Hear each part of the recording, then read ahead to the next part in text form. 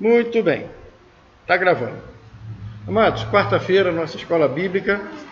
Nós estamos trabalhando aqui sobre a vida de Jesus, vida, ministério, ensino de Jesus. E hoje é a nossa segunda aula, não é isso? Ou terceira? Terceira, né? Terceira aula sobre esse tema. Nós já vimos, na primeira aula, o cenário que estava sendo montado para a vinda do Messias. Na segunda aula, nós vimos o nascimento de Jesus. E agora a gente vai ver Jesus já homem já, quando começa realmente o ministério dele. Então nós já vimos toda a natividade, como foi anunciada, como aconteceu, o cumprimento das escrituras, a chegada do Messias, nós vimos isso também. Mas agora a gente vai começar a pensar, ele já está homem, ele já passou a infância, já está com 30 anos de idade. Entre os 12 até os 30 anos, nós não temos praticamente nada, ou nada, da vida de Jesus. A única coisa que a gente sabe é que ele estava lá em Nazaré, com o pai trabalhando de repente na carpintaria. É isso que a gente supõe, a gente acredita. Mas com 30 anos, quando ele completa 30 anos, aí a coisa vai mudar. Então a gente vai começar a pensar agora, Jesus já é um homem feito, um homem formado. E agora começa então o início da pregação do Evangelho. O início da pregação do Evangelho. Como vocês estão vendo aí na tela, o início da pregação do Evangelho começou com João. João o Batista, não João o apóstolo. João o Batista. Então nós tínhamos a gente tem informação na Bíblia, que Jesus cresceu lá em Nazaré, e a ideia que se tem é que João cresceu ali pelo deserto. Naquele contexto que nós estudamos para a chegada do Messias, João chegou também por volta de seus 30 e poucos anos, ali no deserto. E João já fazia então um ministério preparando a chegada de Jesus, preparando a chegada do Messias. Então, o Evangelho, que é a informação que chegou para os homens, é chegado o reino de Deus. Essa informação que é o Evangelho, é chegado o reino de Deus, começou com João, o Batista. E vocês se lembram muito bem, nas aulas passadas, que nós falamos daquele período que nós chamamos de período de silêncio, onde acredita-se que Deus não falou mais nada. Acredita-se que o último profeta do Antigo Testamento, Malaquias, depois que fez as suas profecias, houve um momento de silêncio, onde Deus não levantou mais nenhum profeta. Nenhum profeta levantou para falar das coisas do reino de Deus para o povo hebreu, ou para o povo de modo geral. Mas agora vai levantar um profeta, João, que está lá no deserto. É um profeta que foi levantado para começar a falar: arrependei-vos porque é chegado o reino de Deus. E entre Malaquias e entre esse João se passaram nada mais, nada menos do que 400 anos. 400 anos. Imagina 400 anos. Então 400 anos é a distância que separa Malaquias, o último profeta do Antigo Testamento, para João Batista, aquele que começa agora a falar de novo em nome de Deus. 400 anos. Olha só, nesses 400 anos é que nós chamamos de período intertestamentário. Olha como é que é importante aquelas aulas que nós tivemos no passado.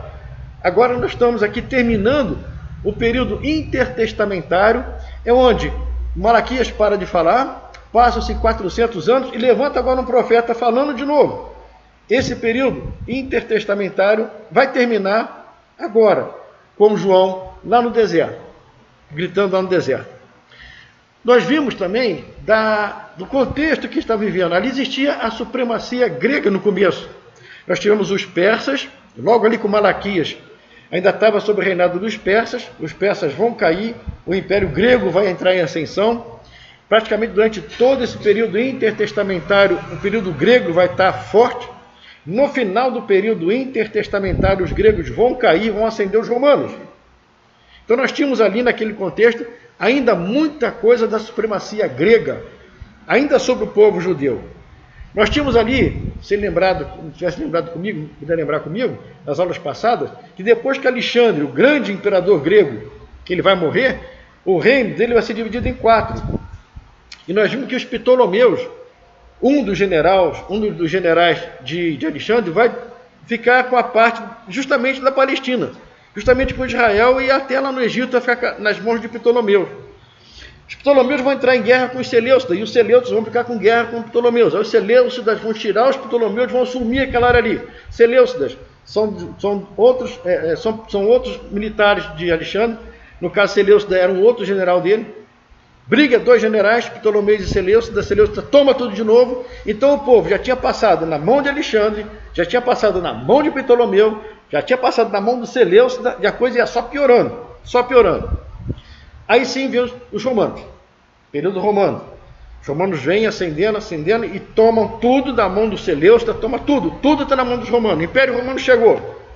Aí nós vimos que quando o Império Romano está forte, surgem, ainda antes de João Batista se manifestar, a família herodiana, a família dos Herodes, Herodes o Grande, Herodes Antipa, Herodes Filipe, Arquelau, começa a levantar a família dos herodianos, que nada mais é do que vassalos. Eles eram vassalos do Império Romano. O Império Romano toma aquilo tudo ali, e o Império Romano ele deixa alguns homens como vassalos, como tetrarcas, como responsáveis por uma área. E Herodes era o responsável por toda aquela área ali no começo. Herodes vai morrer. Herodes morre e todo o reinado dele vai ser dividido pelos seus filhos. Aí nós vamos ver que Herodes o Grande, Herodes vai ficar lá em cima na Galileia, Arquelau vai ficar ali na Judéia, em Jerusalém, Herodes Filipa lá em cima no noroeste, tudo dividido. E João Batista está nesse cenário aqui, acompanhando as desavenças, as loucuras das famílias dos herodianos. A dinastia Asmoneia vai surgir também com a família dos Macabeus. Nós vimos isso também na nossa aula passada. Os Macabeus se revoltaram contra o Império Romano, lutaram contra o Império Romano, fizeram guerra mesmo contra os gregos. Contra os gregos chegaram até a ter uma certa desenvoltura, conseguiu expulsar alguns seleucidas. Mas o Império Romano é muito forte, vai massacrar, não vai ter jeito, eles são poderosos demais. Os Macabeus perdem também. Aí surgiram os Razidins. Nós vimos os Razidins, são aqueles que não queriam se dobrar perante o Império Romano, não queriam aceitar as normas e as leis do Império Romano, queriam manter a cultura judaica o mais forte possível. Aí tem os essênios, são aqueles que não querem nem ver o que está acontecendo, eles vão lá para o deserto, e vão viver pelas cavernas do deserto, longe, o mais longe possível do que estava acontecendo em Jerusalém, na Judéia. E acredita-se até que João Batista fazia parte um desses essênios. Acreditam-se até que João Batista fazia parte desse grupo. Tinha também o grupo dos Zelotes, que eram aqueles que faziam guerrilhas, que pegavam os soldados na tocaia, para mostrar todo o descontentamento dele com aquilo ali. E é nesse cenário que vai aparecer João Batista. Então, quando João Batista vem, você tem os herodianos, os Herodes ainda dominando. Você tem os Razidins, judeus que querem continuar com a tradição judaica, não querem dar o braço a torcer, nem para a cultura grega, nem para os romanos. Eles têm os essênios, que é aqueles que vão fugir para o deserto, vão lá para... Tem os zelotes, que vão fazer guerra, vão procurar fazer guerra. Isso aqui é o cenário que estava acontecendo quando aparece João Batista. Aí João Batista vai aparecer. João aparece, agora com os seus 30 e poucos anos, quando começa a ter projeção o ministério de João. Nesse meio tempo, Jesus ainda está lá em Nazaré. Jesus está lá na terra dele, lá em Nazaré ainda. Lá com a família dele, trabalhando lá com a família dele. Até então Jesus não está fazendo nenhum milagre, nenhuma maravilha. Ele está lá em Nazaré. Mas João começa agora, nas imediações do Rio Jordão, a começar a pregar o Evangelho. Arrependei-vos porque é chegado a vós o reino de Deus. Então vamos pensar um pouquinho, antes de pensar no ministério de Jesus, no ministério de João Batista, primeiro profeta do Novo Testamento. Quando a gente vai ler na Bíblia as passagens que falam sobre João, pode ler em Marcos 1, de 1 a 8, Mateus 3, de 1 a 12, mas eu vou buscar, não precisa abrir a Bíblia, não está escrito aqui, mas eu vou buscar para vocês as informações de Lucas. Lucas, lá no capítulo 3, dá as informações muito importantes para a gente sobre a chegada de João Batista. E Lucas começa assim, quem viu o texto lá, no 15º ano do reinado de Tibério César. Olha só, Tibério César é imperador romano. E na literatura romana, das histórias romanas, nos livros de história romana, está lá lavrado Tibério César quando foi imperador. Então, Você pegar o 15º ano, quem reinava de Tibério César, você já tem uma data praticamente precisa no calendário romano da época de quando João Batista começa a se projetar. Então está ali a informação que Lucas dá para a gente. Foi no reinado de Tibério César. Quer procurar? Vai lá nos livros romanos, na história romana, e vê quando é que Tibério César era rei, que você vai saber exatamente quando é que João Batista estava lá no deserto proclamando as verdades do Evangelho. Aí ele fala assim, Pôncio Pilatos era governador da Judéia. Quem era para ser governador da Judéia era Arquelau, um dos filhos de Herodes. Mas esse Arquelau, ele era tão ruim, ele chegava a ser pior do que o próprio Herodes. Ele era tão ruim que o próprio Império Romano tirou. Não, você não pode ser governador, você é muito ruim, você é cruel. Aí tiram e começam a colocar governadores romanos. E quando João Batista se levanta lá no deserto para começar a pregar a verdade do Evangelho, Pôncio Pilatos já estava lá na cadeira de governador. Já era um governador lá na Judéia. Outra informação que ele dá é que esse Herodes aqui é o filho do Herodes o Grande. Esse aqui, o Herodes, era tetrarca na Galileia. Então esse Herodes aqui, que era um dos filhos do primeiro Herodes, do Herodes o Grande, ele era tetrarca na Galileia, ou seja, a região da Galileia era muito grande. Era dividida em várias partes. E toda aquela região dava o nome de tetrarquia. Então Herodes era o responsável por toda aquela região da Galileia. Aí você pode pensar Cafarnaum, Tiberíades, o Mar da Galileia, tudo ali era a área de Herodes. E ele fala que Filipe, irmão de Herodes, era tetrarca da Itureia. A Galileia está entre, essa aqui, a tetrarquia desse Herodes, o primeiro Herodes, está entre o Mar da Galileia e o Mar Mediterrâneo. A de Filipe está entre o Mar da Galileia e o deserto. Aquela área toda da direita ali, da Transjordânia, era toda de Filipe. Então nós temos dois irmãos, Herodes aqui, Filipe aqui, dois irmãos divididos praticamente pelo Mar da Galileia. Aí ele fala que Anás e Caifás, sumos sacerdotes, no plural. Então tinha dois sumos sacerdotes? Na verdade não, era um só. Mas um era... Eles eram parentes, na verdade. E se você olhar na nossa vida hoje, na verdade nós temos dois papas. Nós temos um papa, eu não vou falar o nome deles aqui não, porque vocês sabem. Tem um papa que está retirado, está afastado, está velhinho. E nós temos um papa argentino que está no governo. Mas os dois são papas. Então, quando João Batista aparece, tinha alguma coisa parecida com o que nós temos hoje. Nós temos dois papas, um que é e um que não é. Anás e Caifás era alguma coisa parecida. Um estava em pleno poder e o outro estava afastado, mas tinha tanto poder quanto. Era um sumo sacerdote em ação e outro, vamos botar assim, jubilado. Vou botar essa palavra que é mais fácil de entender. Mas eram dois sumos sacerdotes. Isso no tempo de João. Com isso aqui, no 15º ano do rei Tibério César, com Pôncio Pilatos, governador da Judéia, Herodes, tetrarca da Galileia, Filipe, tetrarca da Itureia, Anás e Caifás, sumo sacerdote. Com isso aqui, vem a palavra de Deus a João, o filho de Zacarias, lá no deserto, e fala, e agora? E agora? E João Batista começa a pregar ousadamente, arrepende, porque é chegado o reino de Deus, é hora de você olhar para dentro de você mesmo e ver Deus Todo-Poderoso cuidando de você. Então, é hora de fazer a vontade de Deus, vamos parar com a idolatria, vamos parar com tudo que está de errado. Herodes, você está errado, você está tendo um caso com a mulher do seu irmão, está errado, vamos parar. Então João Batista aparece confrontando o pecado. Ele vem jogando o pecado na cara de todo mundo. Está errado, não faz, proibido, não faz, Deus não gosta, procura andar de acordo com a verdade de Deus. E João aparece com essa mensagem, arrependei-vos, pois é chegado o reino de Deus. Então, para de fazer essas coisas que não agradam a Deus e busca fazer as coisas que agradam a Deus.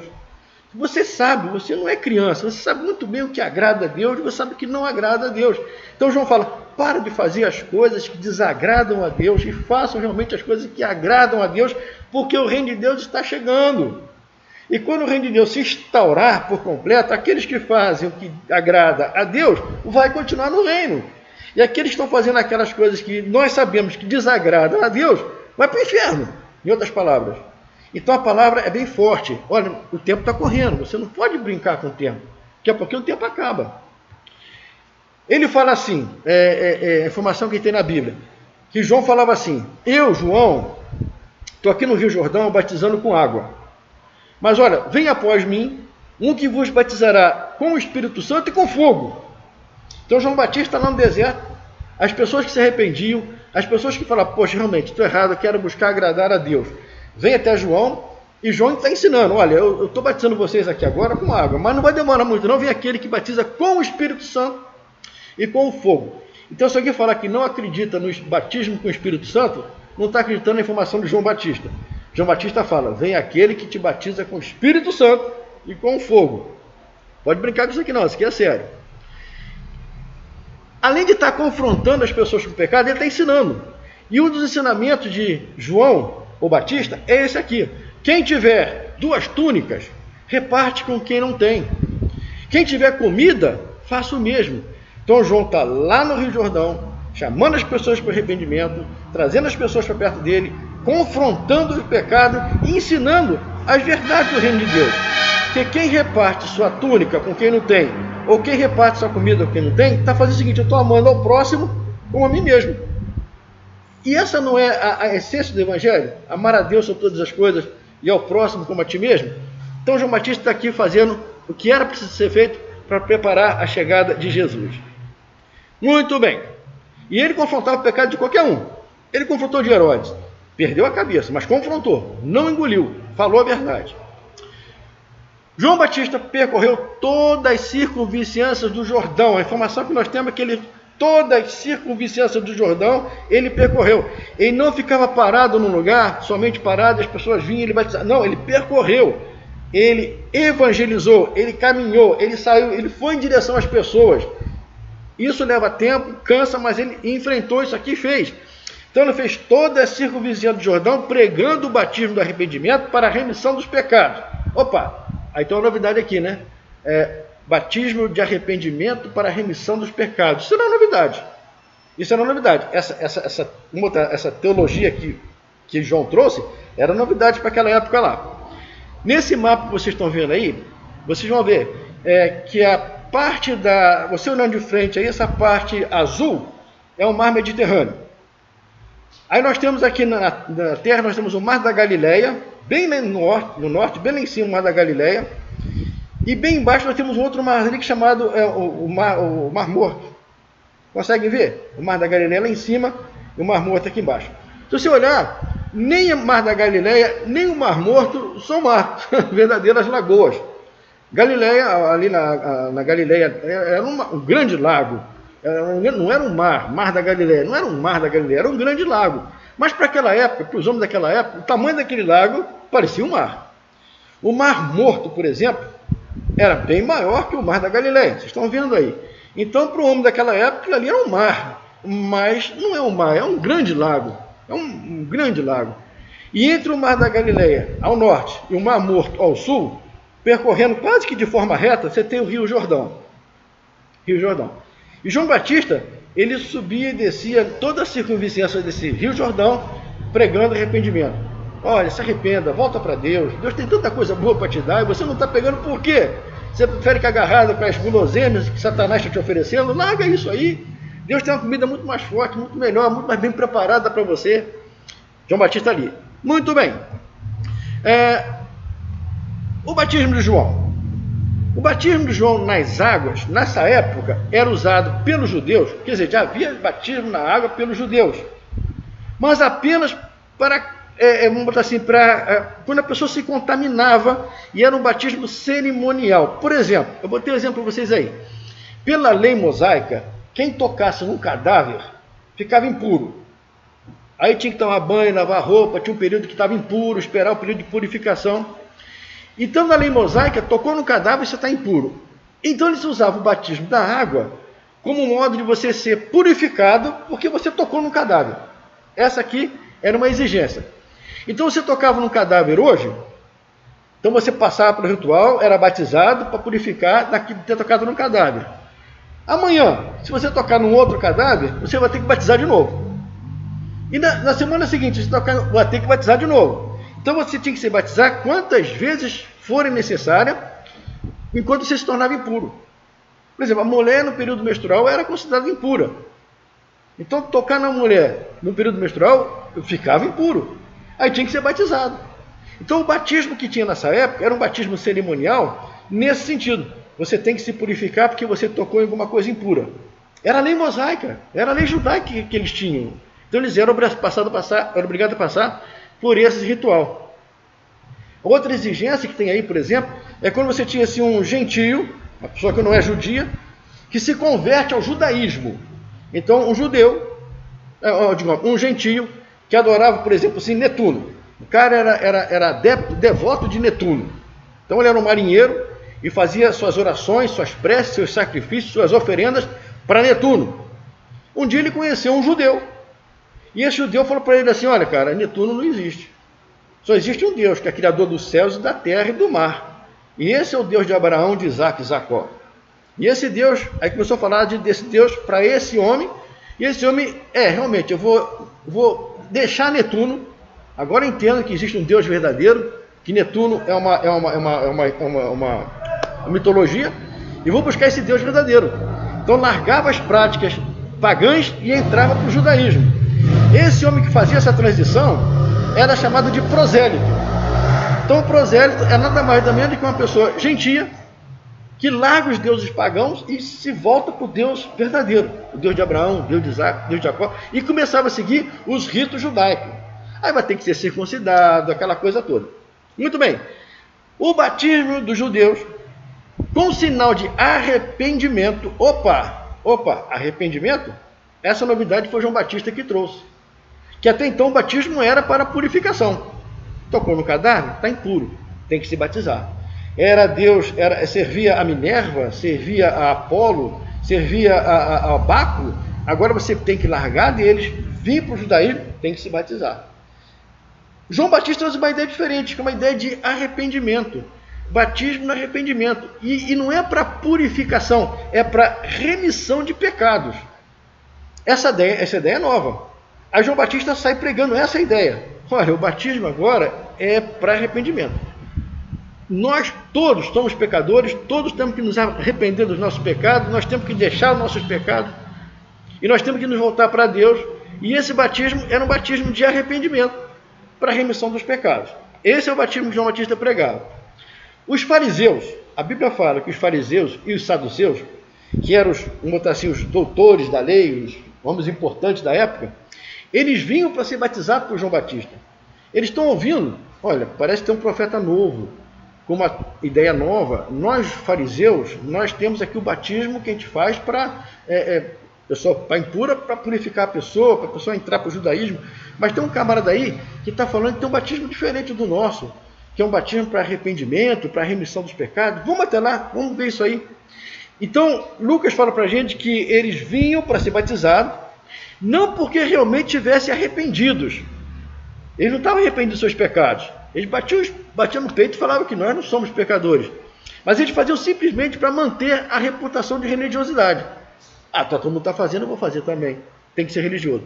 Aí João anuncia o ministério duplo de Jesus. Aí João começa a falar, vem aí aquele que eu não sou digno de desatar as sandálias. Vai batizar com água, com espírito e com fogo. Ou seja, quem vem depois de mim vai trazer salvação para aquele que se arrepende, e condenação para aqueles incrédulos, para aqueles que não se arrependem. Salvação de quê? Salvação do inferno? Salvação das garras de Satanás?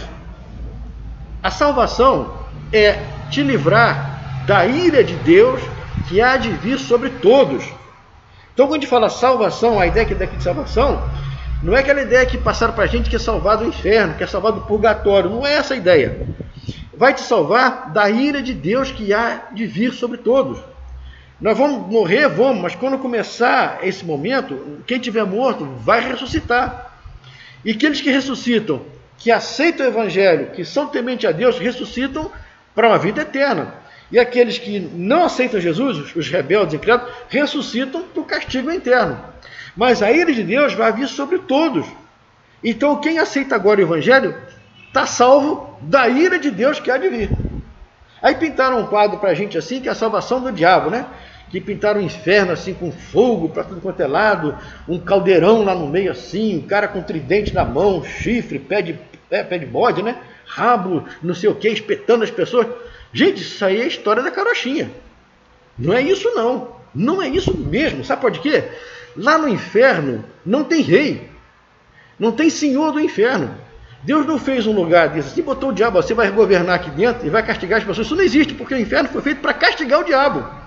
O inferno foi feito por Deus para dar castigo ao diabo e aos seus anjos. E aqueles que não se convertem, não aceitam o evangelho, vai participar desse castigo. Então não existe essa ideia. Essa ideia foi uma ideia que pintou na Idade Média para que os homens tivessem medo do diabo. Então todo mundo tinha um temor horrível do diabo. Tá? Então a ideia que se plantou na cabeça das pessoas é que o diabo estaria governando o inferno, estaria uma porta, entrando na porta do inferno, esperando as pessoas chegar. Não é isso, cara. Isso é história, isso é carochinha purinha. E os homens tinham medo do diabo. Então chegavam nas igrejas e falavam, se você não vir para a igreja, o diabo vai te pegar.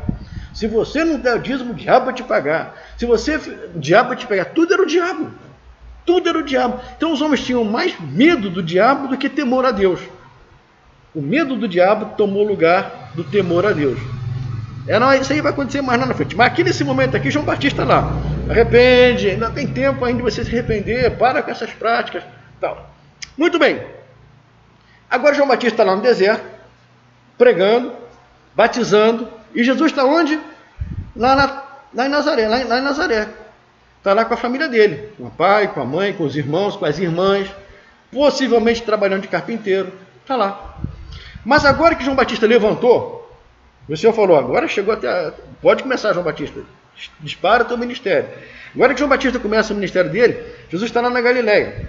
Aí agora Jesus, com 30 anos, que vai sair da Galileia e vai procurar João Batista. Aí ele sai da Galileia para encontrar com João Batista. Olha só, esses textos aqui, Mateus 1, de 9 a 11, Marcos 1, de 9 a 11, Mateus 3, de 13 a 17, Lucas 3, de 21 a 22, esses textos informam para a gente bem claro como é que foi o batismo de Jesus. Mas nós sabíamos como foi o batismo de Jesus. Vamos pensar um bocadinho no batismo de Jesus. Então Jesus sai lá da Galileia, vai para o Rio Jordão, procura onde é que está João batizando, vai achar João batizando, e Jesus vai ao encontro de João sem discípulo algum. Aqui ele não tem discípulo nenhum, apóstolo, nem apóstolo, nem pensar em apóstolo, apóstolo vai ser muito tempo depois. Ele está sozinho, ele vem sozinho, sem caravana, sem acompanhamento, sem nada. Ele vem sozinho, como um homem qualquer, à procura de João. Vai encontrar João lá no Rio Jordão. João, quando olha para ele, João já conhece. Está aqui o Cordeiro de Deus que tira o pecado do mundo. João bate os olhos em Jesus, que vem sozinho caminhando na direção dele, sabe, está ali o Messias. Está ali o Messias, vindo na minha direção. Aí João, ele vê a maravilha de Jesus, e ele fala assim, você vem para que eu te batize? Eu preciso ser batizado por você, você vem para eu te batizar? Então, pelo menos João até recusa batizar Jesus. Aí Jesus diz, não, eu preciso que você me batize para que se cumpra as Escrituras, para que se cumpra aquilo que de mim foi falado. Detalhe, tenta imaginar João Batista, um homem de Deus, um homem que tem o Espírito Santo, tem a unção do Espírito Santo, que está fazendo plenamente a vontade de Deus. E de repente ele para, ele olha e vê Jesus vindo na direção dele. Por que eu estou falando isso?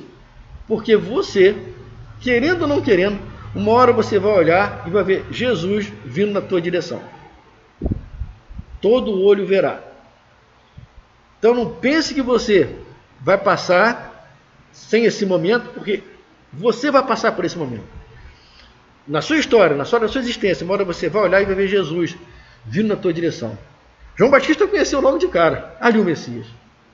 E como é que a gente vai entender esse momento, quando você vê Jesus vindo na tua direção? E ele vai vir. Ele vai vir. Se prepara. Bom, aí acontece o batismo. No batismo de Jesus vai marcar a unção do ministério, a unção e início. Agora sim, do ministério messiânico de Jesus. Agora sim, depois de batizado, é que ele vai começar agora realmente a fazer o que o Messias tinha que fazer. Aí ele vai começar, dali a pouco, a dar vista para o cego, fazer o mudo falar, fazer o coxo andar, ressuscitar o morto, curar leproso, dar todo o ensinamento da chegada do reino de Deus daqui a pouquinho. Então é no batismo que dá o start. Agora você começa, agora é contigo, Jesus. Então vamos lá. todos os 3 membros da Trindade se apresentam na hora do batismo, que é na hora do começo do ministério messiânico de Jesus. É a hora que vai começar mesmo a se mostrar como Messias. Aí você tem todos os 3 elementos da Trindade se manifestando. Você tem Jesus Cristo sendo batizado, vocês têm o Espírito Santo descendo como uma pomba, não é que uma pomba vem, não é isso não, como uma pomba, era a palavra que João Batista tinha para expressar aquilo que ele estava vendo. Ele estava vendo algo sobrenatural. Ele está vendo uma coisa que até momento nenhum olho tinha visto. Ele está vendo o Espírito Santo descendo sobre Jesus. E ele descreve com linguagem humana uma forma de uma pomba. Era a palavra que tinha para expressar aquilo ali. Mas nós sabemos que não era uma pomba. E vê Deus falando: esse é meu filho amado, a quem me comprazo, a ele ouvi. Aí você tem as 3 pessoas da Trindade num único momento. Um detalhe importante. Você vai pegar a tua Bíblia hoje à noite, quando chegar em casa, e vai ler a Bíblia todinha, de Gênesis a Apocalipse. Então, quando chegar em casa hoje, você pega a Bíblia, começa lá em Gênesis 1:1, vai até Apocalipse 22:22. Vai ler a Bíblia todinha. E você vai sublinhar para mim a palavra Trindade. Sabe o que vai acontecer? Você não vai achar essa palavra na Bíblia. Porque essa palavra não está na Bíblia. Não tem não, pastor, não. Santíssima Trindade não existe. Essa palavra não existe na Bíblia. Não existe a palavra Santíssima Trindade. A palavra Trindade vai ser colocada muito tempo depois, cerca de 150 anos depois, por Tertuliano. Tertuliano, um teólogo da igreja primitiva. E ele que vai chamar a união hipostática de Deus Pai, Filho e Espírito Santo como Trindade. Essa palavra Trindade foi dada por um homem. E a gente usa o tempo todo, né? Santíssima Trindade. Né? É um título que um homem escreveu e colocou. É a união hipostática de Deus Pai, Deus Filho e Deus Espírito Santo, 3 em essência, 3 que se formam um, que se formam naquele momento ali. É essa maravilha de Deus que a gente não consegue entender, a gente não consegue nem imaginar. Mas essa é a realidade. Muito bem. No batismo, quando Jesus está nas águas, que o João Batista está mergulhando Jesus nas águas, naquele momento Jesus Cristo identificou-se com toda a humanidade pecadora. Porque olha só, lembra-se, os judeus batizavam porque você tinha se tornado impuro. Você estava impuro, então você tinha que se batizar. João Batista batizava o batismo do arrependimento. Você fez pecado, você está arrependido. Jesus, ele foi batizado porque ele tocou em alguma coisa morta e ele estava impuro? Ou Jesus foi batizado porque ele tinha pecado e estava se arrependendo? Nem uma coisa nem outra. Jesus não estava nem impuro porque tocou em cadáver, nem estava impuro porque pecou, porque ele nunca pecou. Então ele se batiza só para mostrar assim: olha, eu sou tão homem como qualquer um de vocês. Se eu, Jesus, estou batizando, é para você, homem, se batizar também. Vai fazer a mesma coisa que eu estou fazendo. Então ele se identifica com a humanidade pecadora e pré-anuncia também a sua morte e ressurreição. Então o fato de você mergulhar nas águas, porque Jesus podia ser batizado por aspersão. Aí João chegou com uma balde d'água e jogou na cabeça de Jesus. Podia ser feito isso, né? Mas por que foi mergulhado? Porque a palavra Batista, a palavra João Batista, é um apelido. Batista é um apelido para João. E por que Batista? Porque essa palavra Batista era utilizada na época de João pelas lavadeiras. Sério. A palavra Batista era utilizada na época de João, nessa época de Jesus, pelas lavadeiras. Por quê? Porque as lavadeiras pegavam as roupas e elas tinham aquelas tinturas que você pegava aqueles caldeirões, botava a água para ferver, aí jogava o corante naquela água ali, e você pegava a roupa, mergulhava a roupa todinha naquela água e deixava aquela água fervendo com aqueles corantes, e depois que você tirava a roupa estava bonita, vermelha, nem tanto, mas azul, marrom, a roupa saía tingida. Se você deixasse um pedaço da roupa para fora da panela, ficava uma mancha. Então a palavra Batista significava assim: olha, você vai tingir a roupa, então batiza a roupa, tá? O que é batiza a roupa? Mergulha ela todinha. Se você não batizar a roupa, a hora que você tirar do caldeirão, vai ter mancha. Então a palavra batisma, ou batizo, era essa forma que João pregava. Ele pegava a pessoa e mergulhava a pessoa totalmente na água. Cobria a pessoa totalmente com água, como as lavadeiras, as tintureiras, vamos dizer assim, mergulhavam as roupas no caldeirão fervente lá para pendurar. Depois saía das águas. Aí Jesus mostrava o seguinte: olha, eu vou me batizar, porque o ato de eu mergulhar nas águas simboliza também a minha morte. que eu vou ter a mesma morte como qualquer um de vocês vão ter. Eu vou para debaixo da terra, como qualquer um de vocês vai. Mas só com um detalhe, quando ele sai das águas, representa a ressurreição. Mas eu não vou ficar lá embaixo, eu vou ressuscitar. E todos vocês que creem em mim e são batizados, também vão ressuscitar comigo, na hora certa. Vocês vão ressuscitar. E vão viver uma eternidade comigo, ou lá com o diabo, lá sofrendo lá no quinto dos infernos. Então, o simbolismo do batismo é todo esse aqui. Então, o seu batismo, o batismo de João, aconteceu no Rio Jordão, nas imediações de Betânia. Betânia, onde Jesus foi encontrar João, lá próximo a Betânia. Betânia ficava quase que na foz do Rio Jordão, já entrando no Mar Morto. Isso por volta do ano 26, 27 depois de Cristo. Nesse mapinha que vocês estão vendo aí, vocês estão vendo aqui o Mar Morto, o Rio Jordão é descendo entre a Pérea e a Samaria, a marquinha em vermelho é Betânia, então estava ali mais ou menos na foz, quando o Rio Jordão entra no Mar Morto, foi ali que Jesus foi batizado, nessa área que Jesus foi batizado. Quem sabe um dia a gente não monta uma caravana para ir lá em Jerusalém, já pensou? Passei um passeio até Jerusalém, e lá a gente vê essa área, vai ser uma coisa bonita. Depois do batismo, logo assim depois do batismo, mas saiu das águas, Deus se manifestou ali, falou, o Espírito Santo desceu, João batizou Jesus, saiu das águas. Está aí, lendo para vocês. A seguir, na sequência, logo de imediato, foi Jesus levado pelo Espírito ao deserto para ser tentado pelo diabo. Rapaz, para pensar. Se o diabo tentou Jesus, que era o Filho de Deus, que era o Messias, e nós, pobres mortais? Tentação. A palavra aqui é tentação. Vamos ver Jesus sendo tentado e Jesus vencendo a tentação. Aquele que bebia, a tentação da bebida tem que ser vencida. Aquele que adulterava, a tentação do adultério tem que ser vencida. Aquele que fazia fofoca, a tentação da fofoca tem que ser vencida. Aqui Jesus vai vencer as tentações. Então está lá, foi levado pelo Espírito ao deserto para ser tentado pelo diabo. E depois, não é só isso, ele jejuou 40 dias e 40 noites, teve fome. Aí a parte humana dele ainda passou por isso. 40 dias, 40 noites sem comer, sem beber. Então, o tentador. Então, meu amigo, o tentador existe, tá? Não subestime, ele existe. O tentador, aproximando-se, lhe disse: se és filho de Deus, para agora. Primeira coisa que o diabo fala: se és filho de Deus, pensa comigo. Durante todo o ministério de Jesus, a maior dúvida que tinha na cabeça dos homens era essa: será que esse Nazareno, será que esse filho de Maria e José, será que esse carpinteiro, será que esse é o Messias? Será que esse é o Filho de Deus?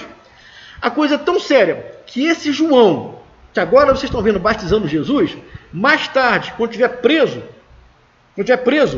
ele vai mandar os discípulos deles ir lá onde estava Jesus e perguntar: és tu mesmo o Messias ou devemos de esperar outro? Até o próprio João, meu Deus, até o próprio João, que quando batizou Jesus, viu o Espírito descendo como uma pomba e viu o Senhor falando: este é meu filho amado em quem me compraz. Esse mesmo João que viu isso, para perguntar: és tu mesmo o Messias ou devemos esperar outro? Todos os fariseus não acreditavam que Jesus é o Messias. Herodes, quando levaram Jesus para ser confrontado com Herodes fez chacota e perguntou assim: faz um milagre para a gente ver. Se você é o Filho de Deus, faz um milagre para gente. Jesus está na cruz, está preso na cruz. Não falaram assim: se tu é o Filho de Deus, então desce daí e me tira daqui também. Não foi assim que os bandidos falaram para ele? Olha o que o diabo fala logo no comecinho do mistério dele: se tu és o Filho de Deus, manda que essas pedras se transformem em pães. E essa pergunta, se tu és o Filho de Deus, norteou, bombardeou todos os 30 anos de ministério de Jesus e bombardeia ainda hoje muita consciência aí, que tem muita gente que ainda não acredita em quem Jesus fez, no que ele falou e que ele vai voltar. A pergunta do diabo ainda ressoa forte hoje no ouvido de muita gente: você é o Filho de Deus? Eu te conheço, eu fui na igreja, eu tive a escola bíblica, vi o pastor falando. Mas espera aí, isso aí foi para antigamente, essa história da carochinha, isso é mente tacanha. A coisa agora mudou, está evoluído. A pergunta que o diabo fez ainda ressoa até hoje. Aí, a resposta de Jesus está escrito: Não só de pão viverá o homem, mas de toda palavra que procede da boca de Deus. O Senhor Jesus, ele não vai entrar em guerra com o diabo. Ele vai combater o diabo com a própria Escritura. Está escrito. Eu não preciso falar mais nada. A resposta você tem. Não só de pão viverá o homem, mas de toda palavra que procede da boca de Deus. Então eu estou com fome realmente. Eu estou com fome. Eu estou 40 dias sem comer, sem beber. Mas a palavra do Senhor me alimenta. E nós, como é que nós fazemos hoje em dia? Não estou falando de nós aqui, estou falando da humanidade. Tem gente que vem na igreja, no domingo, aí quando chega em casa pega aquela Bíblia, quando tira do carro, porque tem gente que nem tira do carro, já fica no carro direto. Aí quando chega em casa, se tirou a Bíblia do carro, coloca lá na estante, a Bíblia fica na estante, até o próximo culto. Aí a pessoa, tem culto hoje, aí vai, pega a Bíblia que está na estante e vem com a Bíblia, ainda vem com a Bíblia do braço, para dentro da igreja. Mas espera aí, você está se alimentando dessa palavra? Não está. Você não está se alimentando dessa palavra. Então, por que está fazendo isso? Cuidado. Então o diabo levou a cidade santa, colocou, está até errado aí, sobre o pináculo do templo, e lhe disse: se és filho de Deus, de novo, se és filho de Deus, olha a pergunta do diabo, se és filho de Deus, atira-te daqui abaixo, porque está escrito: aos seus anjos ordenará a teu respeito que te guardem, e eles te sustentarão nas suas mãos para que não tropeces em alguma pedra. De novo pergunta: você não é filho de Deus? É a minha pergunta que fez quando ele estava lá na cruz, cara. Você não é filho de Deus? Desce daí e me tira daqui também. João falou: você é filho de Deus? Ou temos que esperar outro? De novo o diabo está aqui na mesma tecla que nós homens estamos batendo, não paramos de bater. Aí Jesus vai responder: também está escrito: não tentarás ao Senhor teu Deus. Não tentarás o Senhor teu Deus. Se você fala assim: eu vou sair agora sem máscara, eu vou lá no hospital sem máscara, eu não vou mais lavar a mão, porque Deus está me protegendo. Deus está protegendo sim, mas cuidado que você pode estar caindo nesse erro aqui. Está tentando o Senhor teu Deus. Muito bem, vamos mais em frente um pouquinho. Levou ainda o diabo a um monte muito alto, mostrou-lhe todos os reinos do mundo e a glória deles. E lhe disse: tudo isto te darei. Se o diabo mostrou para Jesus todas as glórias desse mundo e falar isso: tudo isso eu te darei, é porque tudo isso é dele. Todas as glórias do mundo são dele. E ele fala: tudo isso eu te darei, se prostrado me adorares. Jesus, eu tenho tudo isso. O mundo jaz no maligno. Eu tenho tudo isso. Eu tenho poder, tenho fama, tenho dinheiro, tenho tudo isso. E tudo isso eu vou te dar, se você prostrado me adorar. Aí agora, Jesus não vai usar mais escrituras. Jesus vai dar uma ordem. Agora passou dos limites. Aí Jesus deu uma ordem. Jesus lhe ordenou: retira-te, Satanás. Agora sim, porque está escrito. Aí ele vai falar: ao Senhor teu Deus adorarás e só a eles darás culto. Então ele tem sim para te dar. Ele tem para te dar. Se você quiser fama, poder, dinheiro, ostentação, riqueza, luxúria, ele tem tudo isso para te dar. Tudo isso para te dar. E você, se pedir, ele te dá, você usa, mas usa bem mesmo. Porque depois tem um caldeirão lá fervendo, lá, um lugar chamado inferno, para você passar toda a sua eternidade. Está aqui. Aí ele fala assim: ao Senhor teu Deus adorarás, e só a ele darás culto.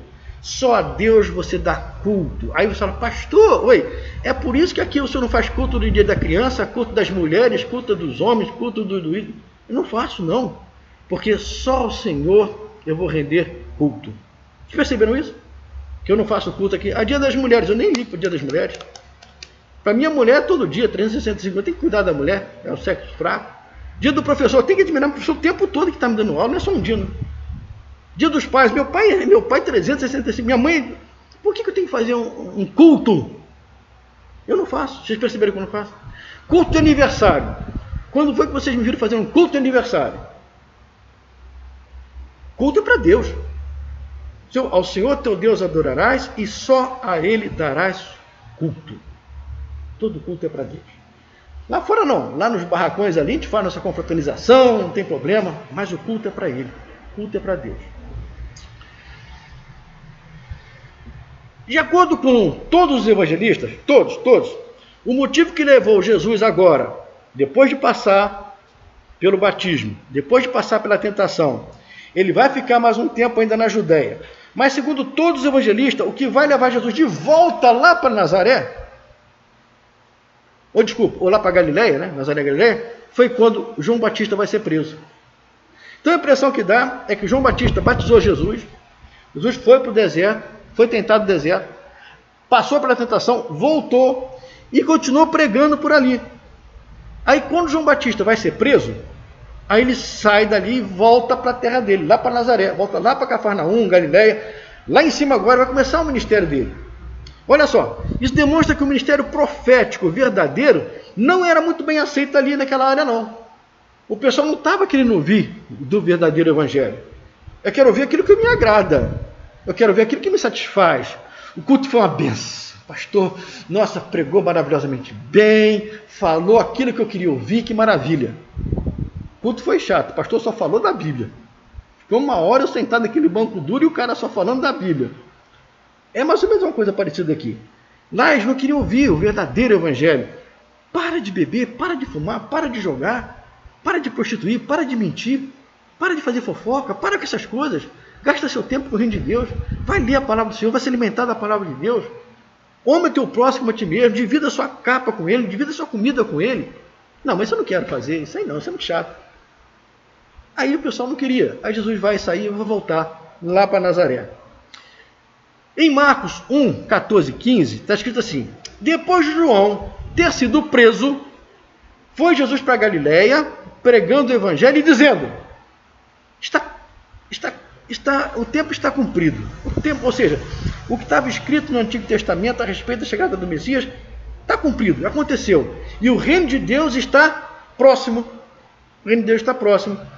Por que Jesus não fala assim? O tempo está cumprido e o reino de Deus já chegou?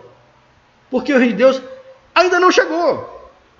O reino de Deus ainda não chegou. Já está aqui. Já veio.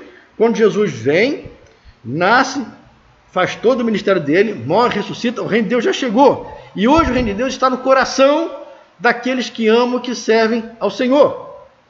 Mas o mundo ainda jaz no maligno. O diabo que levou Jesus lá no monte, falou: tudo isso eu te dou, se prostrado, me adorado, ainda está aqui, oferecendo para qualquer um todas as coisas, se você se prostrar e adorar ele. O mesmo diabo está aqui até hoje.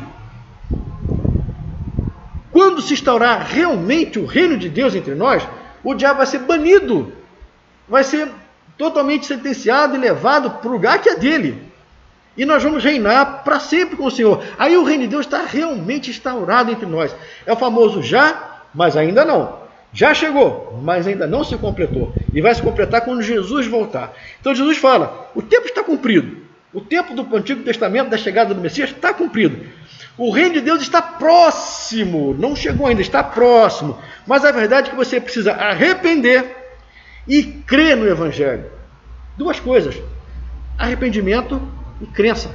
Você não precisa mais acender vela, você não precisa mais ficar de joelho, você não precisa mais se penitenciar, você não precisa mais sacrificar, você precisa de duas coisas: se arrepender, de fato, de fé. Eu fazia isso errado, eu não faço mais. A partir de hoje eu não faço mais isso. E não faz mesmo. E outra coisa: crer, aceitar a verdade do Evangelho, aceitar o que Jesus está falando e esperar nele, para ver nele tudo isso se cumprindo. Muito bem. Em Mateus 4, 12 e 17, tem mais um detalhe. Ouvindo, porém, mais um detalhe, Jesus ouviu que João fora preso, retirou-se para a Galileia e, deixando Nazaré, foi morar em Cafarnaum. Aqui mais tarde a gente vai ver que Jesus, quando chega em Nazaré, onde estava a família dele, o pai, a mãe, os irmãos, as pessoas que conviveram com ele, parece que não dão muito crédito para ele não. Por exemplo, um dos irmãos de Jesus chamava-se Tiago. E esse Tiago que escreve o livro de Tiago, a carta de Tiago, que nós temos na nossa Bíblia hoje aí. Mas quando Jesus começa o ministério, Tiago, que era irmão de Jesus, reluta em aceitar a messianidade de Jesus. No primeiro momento ele não aceita. Nós vamos ver daqui a pouquinho, quando começar a ver a história de Jesus, vamos ver que esse Tiago, mais a Maria, mais os irmãos, chegaram a procurar Jesus para prender Jesus e falavam: esse Jesus está fora de órbita, ele está louco. a mãe de Jesus, os irmãos de Jesus procuraram Jesus, nós vamos ver isso mais na frente, para falar o seguinte: ele está fora de si, prende ele. Mas mais tarde esse Tiago aqui vai ser o primeiro pastor da igreja de Jerusalém. Esse Tiago vai presidir o concílio de Jerusalém. E esse Tiago, segundo a tradição da igreja, não tem escrito em lugar nenhum, a não ser na tradição, ele vai ser morto, derrubado do pináculo do templo, onde o diabo foi levar Jesus. A tradição diz que ele morreu assim. Ele foi levado para o pináculo do templo, foi empurrado e caiu. Bom, isso aqui é tradição. Isso aqui não cai na prova, não. Mas aí ele vai deixar Nazaré e vai morar em Cafarnaum. Cafarnaum já é nas margens do mar da Galileia. Então ele sai da cidade dele e vai morar em Cafarnaum, situada à beira do mar da Galileia, nos confins de Zebulon e Naftali. Zebulon e Naftali são duas das 12 tribos que formavam o povo de Israel.